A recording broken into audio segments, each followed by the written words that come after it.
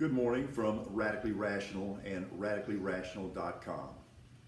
It was all there to see, and it was unmistakable. Now the question is, did the people who need to see it have the integrity and the courage to see it? Because it was there to be seen, and it was unmistakable, and it was incapable of being misinterpreted. And I find it interesting on this Friday morning that we have a new formal term introduced into the legal lexicon: bullshit. It was all bullshit. Now, that should not come as a revelation. Any thinking person knew that it was to begin with. But they all knew. And they perpetuated this lie. And look at the turmoil that this has caused our country, but they don't care about our country. They care only about perpetuating and extending their power. They all knew. And that includes the orange one. Even he's intelligent enough to know that he was perpetuating the big lie. This is what that was.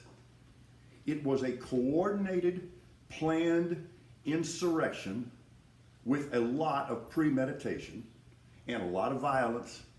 People died, other people's lives are scarred forever.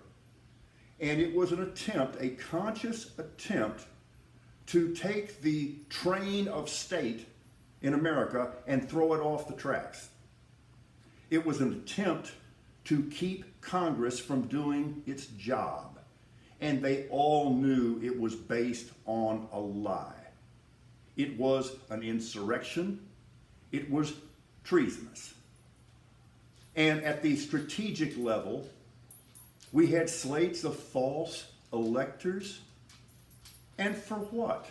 And think about the actions or inactions of the president on January 6, 2021. He essentially instigated that and incited that. In some cases, it was a dog whistle, but in others, it was a whistle. Nobody stopped it. There are people close to him who are begging him to intervene. 3 hours and 8 minutes later, he's still done nothing. Oh, this business about calling in the National Guard, he didn't do that. Pence did. But Trump wanted credit for it. And this is so over the top, this is so outrageous, but it's all there. He was really, no kidding, on board with the idea of hanging the Vice President of the United States. Just fine with that. And then failed to intervene. And when he finally addressed the rioters, he told them they were special people and that he loved them. It was all there. And it was all, again, using this new fancy legal term, bullshit. But you're okay with it. I will ask you this. If you didn't see it, kindly don't comment on it.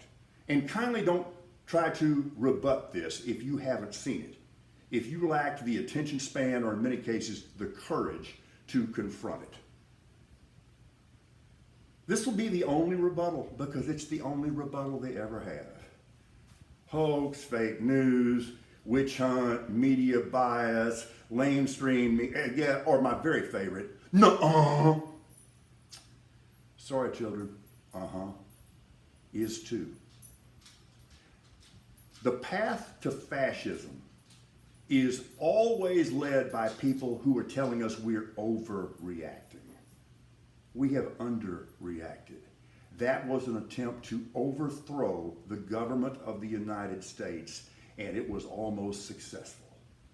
And then, of course, we're told, well, okay, but it's all in the past, let's move on. It's not in the past. What was that Faulkner said? It's not even the past. No. This is critically important to our current survival and our future prosperity as a nation. This has got to get resolved. We've got to be honest enough to get to the bottom of it, and this can never, ever happen again. So it was all there to be seen.